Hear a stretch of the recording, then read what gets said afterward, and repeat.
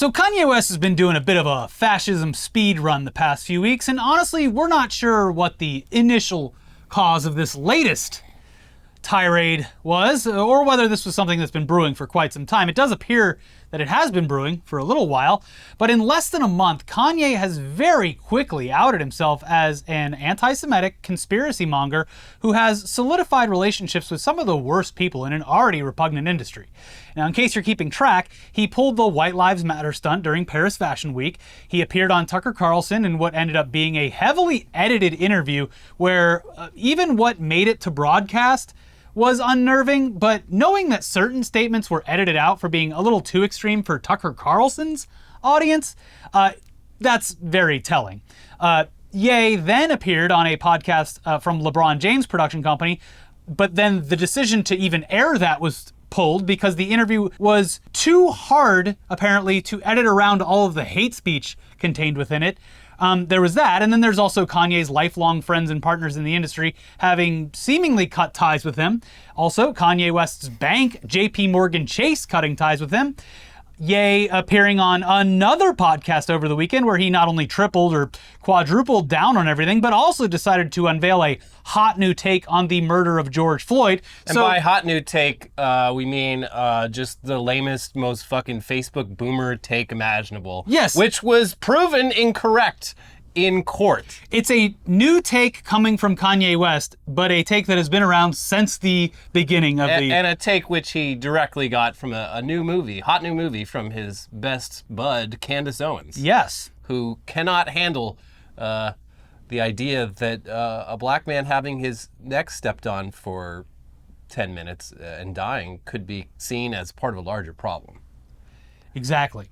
Anyway, one constant throughout all this has been the proximity to known right-wing grifter and provocateur Candace Owens, who was with him in Paris, has connections to Fox News, wrote that documentary that Kanye is directly quoting his newfound BLM hatred from, and has a deep personal investment in a little social media company that conveniently just so happens to be up for sale. Yeah. Wouldn't you look at that? Parler.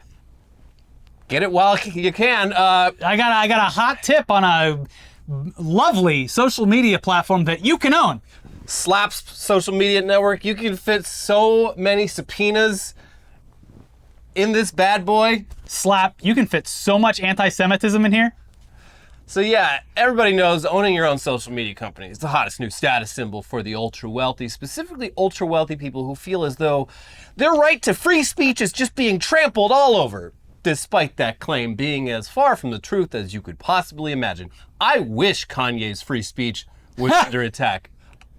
I wish Elon Musk's free speech was under attack. Clearly, it fucking isn't. Mm-hmm. Hence why we're here every week telling you about what they've said and done.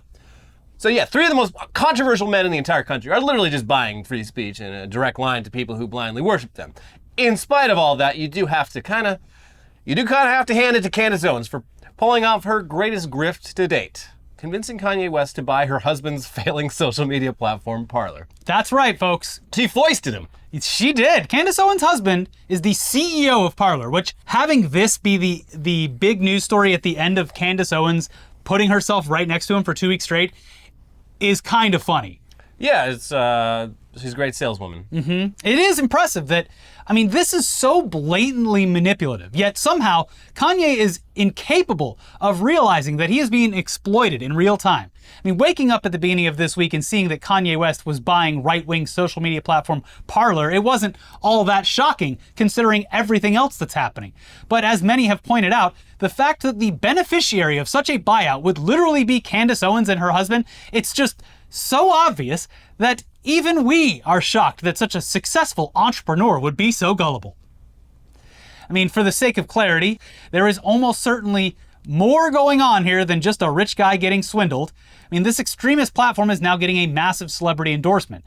And while it should be obvious to any level-headed music enjoyer that this guy is no longer the artist that you should enjoy listening to, there is absolutely a percentage of Kanye fans who will flock to this platform and potentially fall down a political rabbit hole.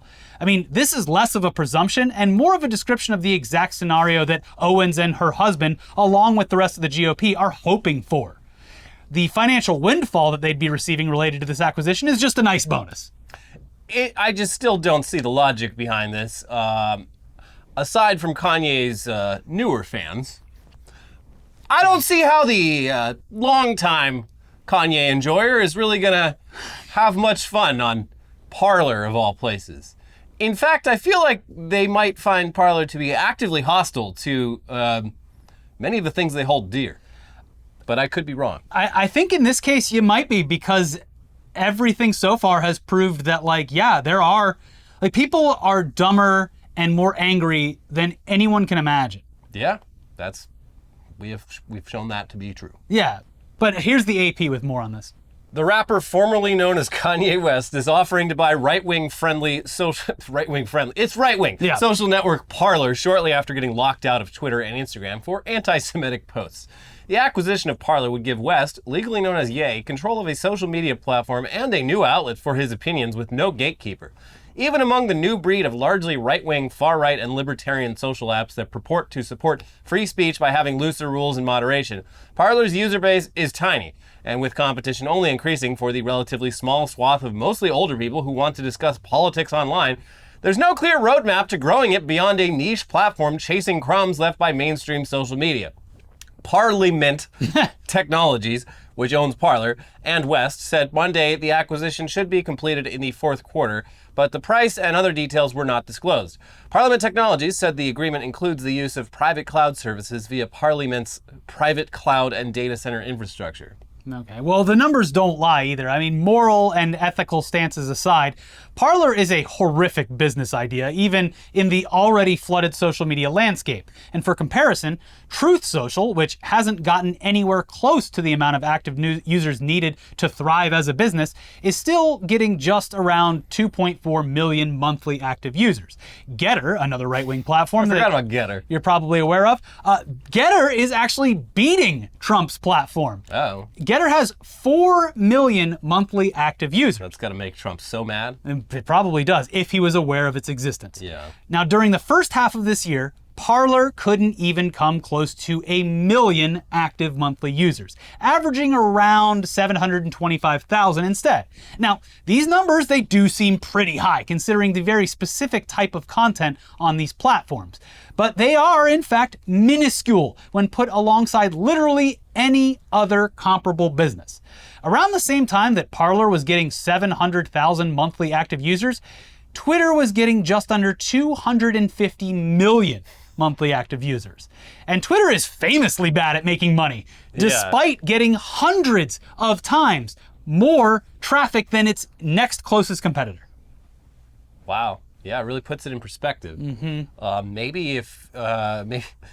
Maybe dividing up the very already small, like, I want to be able to say slurs social media market into all these even smaller slices isn't really great for the ultimate goal that they're going for. I do love the point that shit. is made about it right from the get-go in this reporting is also funny, because it's just like, yeah, these social media platforms, they aren't exactly social media platforms. They are chat rooms for political speech that is restricted in other places. It's literally boomers wanting to talk politics without someone saying, hey, that's offensive. Like, it's not even a place where you can talk about things that aren't political, because its sole reason for existing is that. Yeah. Yeah. Well, now it exists for that, and talking about how 808 and Heartbreaks got you through middle school. I guess so. I guess you're right.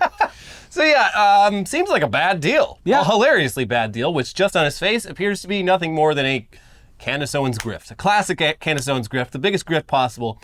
And she is grifting a clearly mentally unstable, extremely paranoid, recently divorced, very divorced dad who refuses to take his meds and has admitted it as such, and thinks invisible people are out to hurt his family. So even if you were like, but he is vaccinated. and again, we point out that was, for whatever reason, something they cut out of that Fox News. Cut all the parts that are not going to go over well with the Fox News audience, like all the schizophrenic tangents, all the overt anti-Semitism, the part where he says he's vaccinated, obviously. Get rid of all it.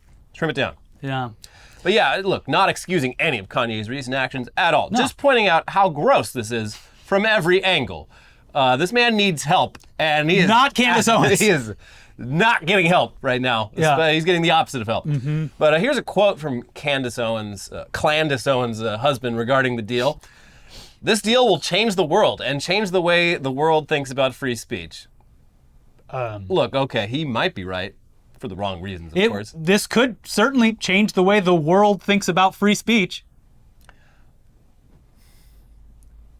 Yeah, but yeah, as an added bonus, upon hearing the news of Kanye's intentions to buy a rival social media platform, the guy who owns Twitter, Elon Musk, posted a horrifically low-res, clearly stolen meme of himself and Kanye as characters in Dragon Ball Z, and followed that up with, "Fun times ahead." Asterisk, the tweet has been deleted.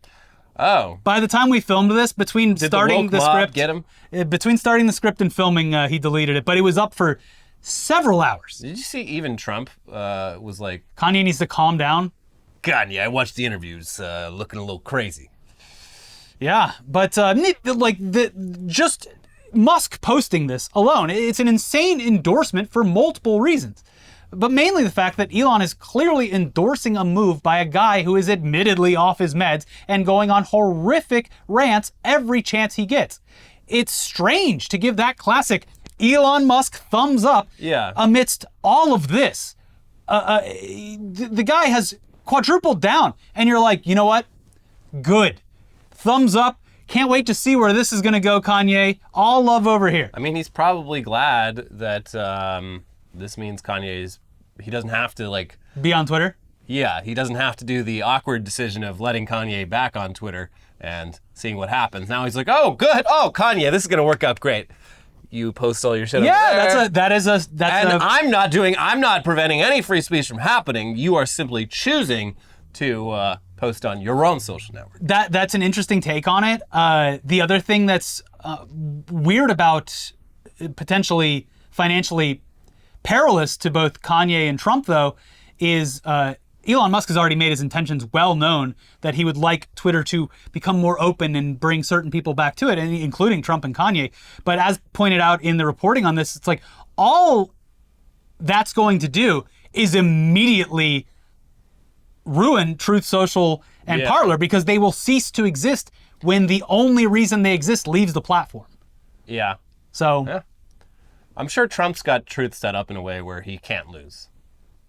I have no idea. He makes money regardless. Yeah, there's definitely some grift going on. But in true bumbling, idiot fashion, the announcement for this potential acquisition was sent out to a list of hundreds of Parler VIPs and verified users that are top dogs. They're like, we need to get all the top posters together and let them know this big news. Top minds. So they informed them of the sale, and they were there to answer any questions that they might have. Except the email sent to all those VIPs just doxed everyone on it, because it was sent with all those power users being CC'd instead of BCC'd. What year is this? Exposing the private email addresses of the platform's most powerful users and its investors. So this big acquisition off to probably the best start possible. Ooh. It's like, even if this were just a completely on the level, normal business deal, even if that were true, imagine doing this right out of the gate, and in theory, this would cost potentially millions of dollars in the valuation of your company because you've just caused your own data breach. Yeah. Well, sometimes it be your own data. It'd be your own hands typing those emails. Yeah, very exciting stuff. Can't wait for Kanye to change his mind about Parler and then get into a 6-month-long legal with Candace Owens. With Candace Owens, and then decide randomly one day, actually, I will buy Parler, and then, yeah, cool. It's also like, this is so... It's so out there, and so this is strange, by the way. This whole past 2 weeks, very odd. Like, Dave Chappelle, who welcomes controversy at every turn and has for a very long time, in a lot of great, memorable, masterful ways, and also some ways that, more recently, unfortunate, just kind of annoying. But even he has gone on tirades against specifically Candace Owens. Yeah, she is not like.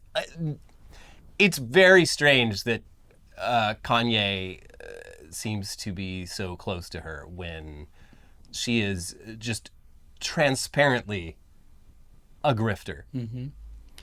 But yeah, we'll see how that goes. But with that shit out of the way. Good luck to everyone involved. Yeah. We do have an important update now to a story that we've been following for the past couple months. Cat litter boxes being forced into schools so that students who identify as furries will have a place to go to the bathroom.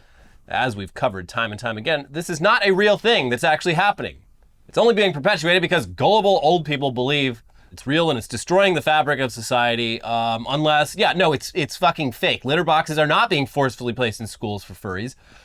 But, there is some truth to litter boxes in schools. Look out. Oh, we got egg on our face now. Yep.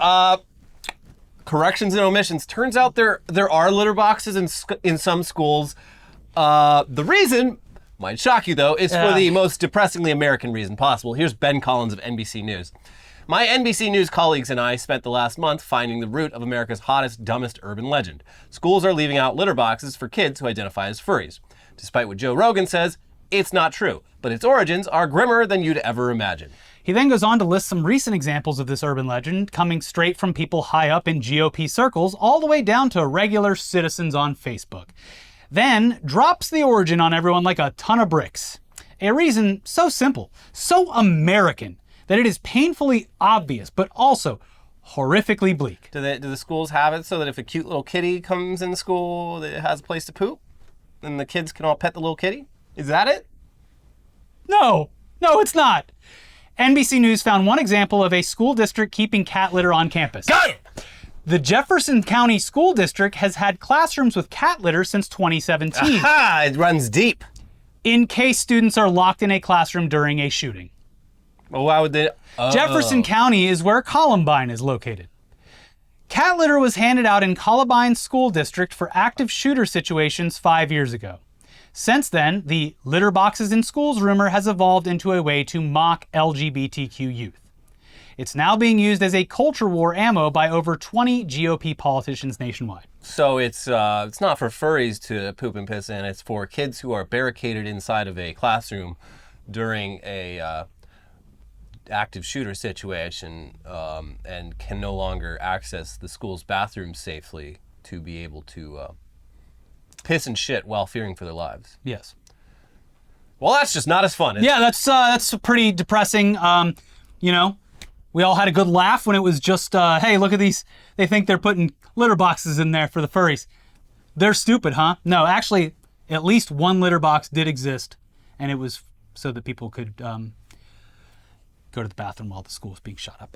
His reporting goes even deeper than this, alluding to the fact that kids on TikTok are making videos about litter boxes in schools in an attempt to mock boomers for believing idiotic theories like this, only to have those videos then be taken out of context, re-uploaded onto Facebook, and then used as proof that it actually is happening. This is the problem with irony. It creates a destructive, stupid, yet highly effective feedback loop. Or as Ben calls it in his reporting, fodder for the oblivious. Yeah.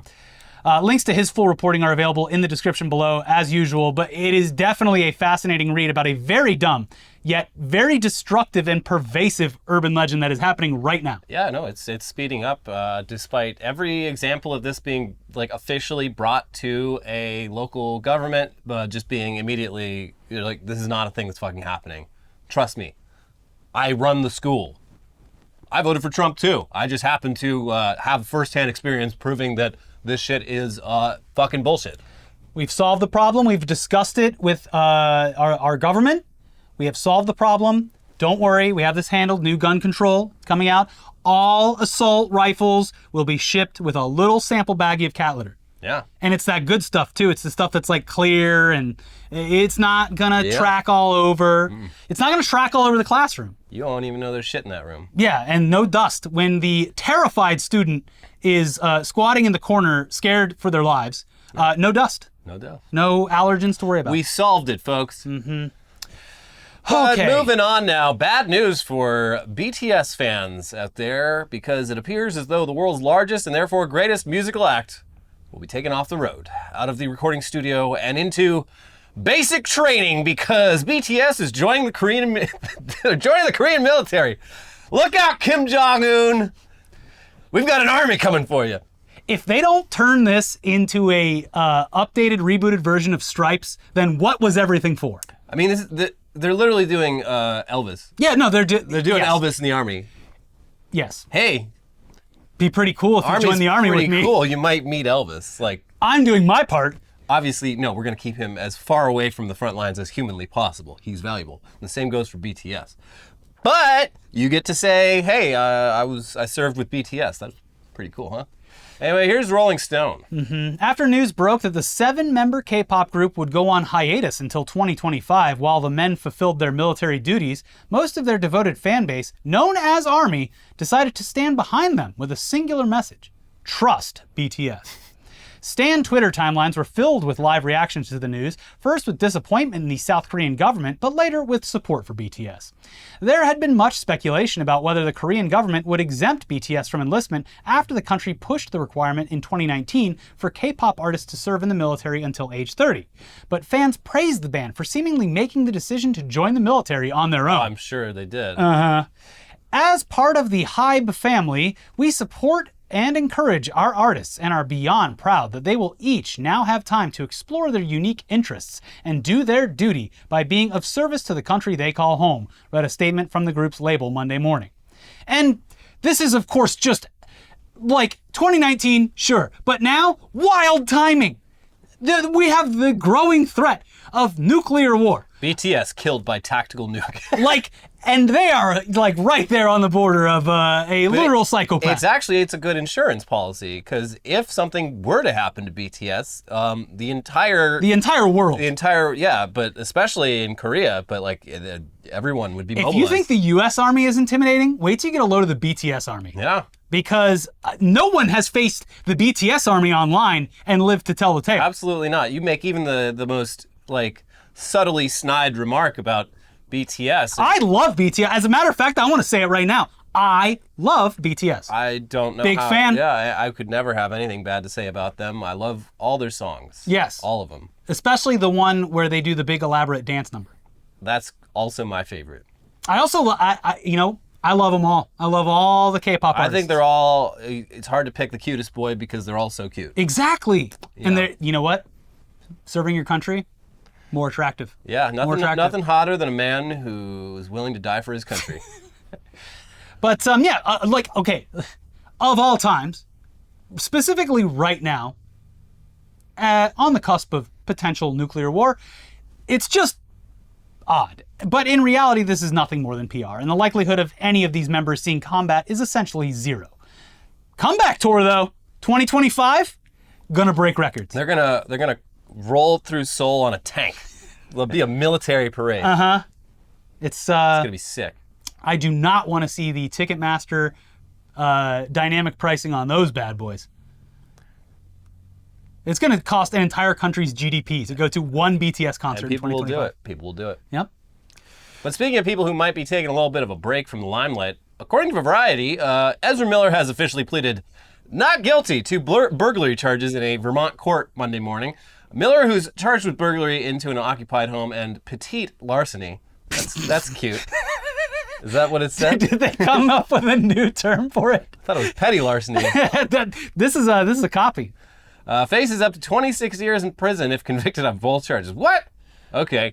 Ezra Miller this morning pled not guilty to 1 count of burglary and 1 count of petite larceny in Vermont Superior Court and accepted the court-imposed conditions of not contacting or entering the home of the inhabitants. Ezra would like to acknowledge the love and support they have received from their family and friends who continue to be a vital presence in their ongoing mental health, said Miller's attorney, Lisa B. Shellcrott. So obviously, we don't think Ezra Miller is going to be serving that much time, if any, because that's just the way these things usually go. Although I don't know a lot about petite larceny. That it could mean anything. Sounds small, but who am I to know? Larceny petite. It'll probably be a fine that amounts to pennies considering the offender's wealth, maybe some community service. Not exactly justice, but the Flash is obviously a hero in the movies, so the court has probably taken that into consideration. They just played a compilation of Ezra Miller Would a saving criminal people. do this? Still, this story, it's like every other story, it ends the same way for now. The Flash is set for release on June 23rd, 2023. Get those tickets. Get those tickets in advance. Apparently there's a big problem in the Snyderverse right now with how Black Adam appropriates Superman or something. I'm not seeing the movie. I'm not really interested in it. I don't care. I love watching them eat themselves, though. It's great. I love watching the Snyderverse fans devote their entire waking existence to Zack Snyder, of all things, and just being mad. What a way to live. What a way to live. Anyways, this next story, it might be the strangest October surprise in at least 12 months, because a candidate for Manhattan's 12th congressional district has put sex work and sex positivity right at the forefront of his campaign. And he's not just talking the talk either. Mike Itkes, a third-party candidate who is running against Representative Jerry Nadler, has done what no other politician has done before. He's admitted to having sex with a prostitute. He admitted. But he also filmed the encounter and released it in order to prove how committed he is to this cause. He wants to legalize prostitution, and he is going to enjoy himself in the process, apparently. This seems unnecessary. Here's a local NBC affiliate in New York with more on this. The candidate filmed and released a sex tape he made with an adult film star in hopes of pumping up support and getting his name into the race. The cybersecurity specialist and major in the U.S. Army Reserves called his video posted to a pornographic website a conversation piece in an interview with City and State. If I would just talk about it, it wouldn't demonstrate my commitment to the issue. And the fact I actually did it was a huge learning experience, and it actually influenced items on my platform, he told the outlet. Okay. Gotta learn by doing, I guess, you know? I mean, the reporting continues, adding that on his campaign website, Itkes describes himself as a liberal independent candidate who is not married, no kids, not celibate, atheist. And aside from cybersecurity, sex positivity appears to be one of his top issues that he addresses on his website, though he doesn't go into great detail about some of his positions. A pro-choice candidate, his website says he would like to redefine abortion debate as a right to unplanned sex. What does that mean? Spontaneous sex, you know, you can't be having that unless everyone's pregnant every single time. Okay. Sounds like this guy really wanted to fuck a porn star. Legally and cool. I mean, okay, good for him. It was like... You could have just done that. Yeah, yeah, but you had to have like some payment and the camera, and you have to release it, and it has to be. It looks like he's like, how can I legally have sex with a prostitute? But like, not because I'm an incel. I did it for the people.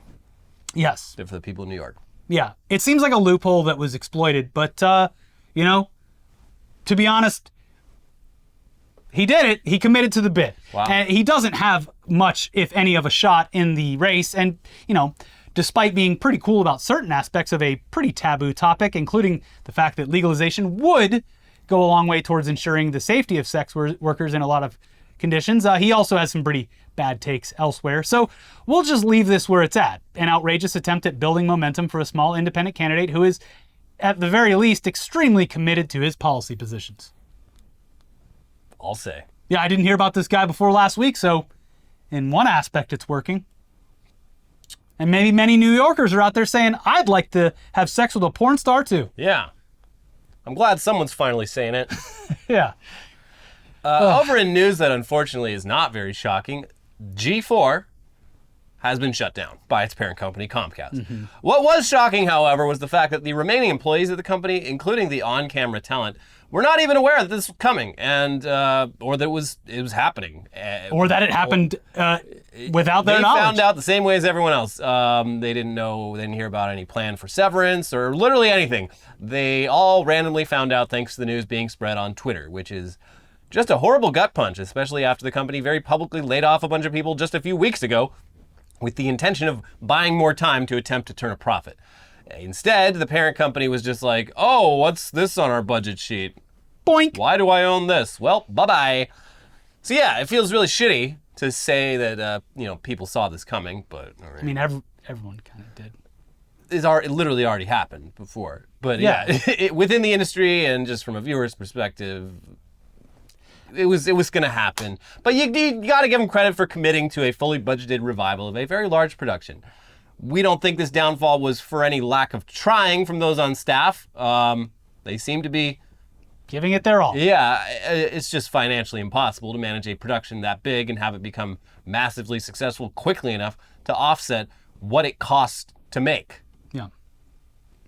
That doesn't mean that the real people that were a part of this company weren't affected by this decision. I mean, it's a very bad experience to log into Twitch and see familiar faces streaming the news that they've been fired directly onto their channels. I mean, Gina's stream last night, it was fucking hard to watch.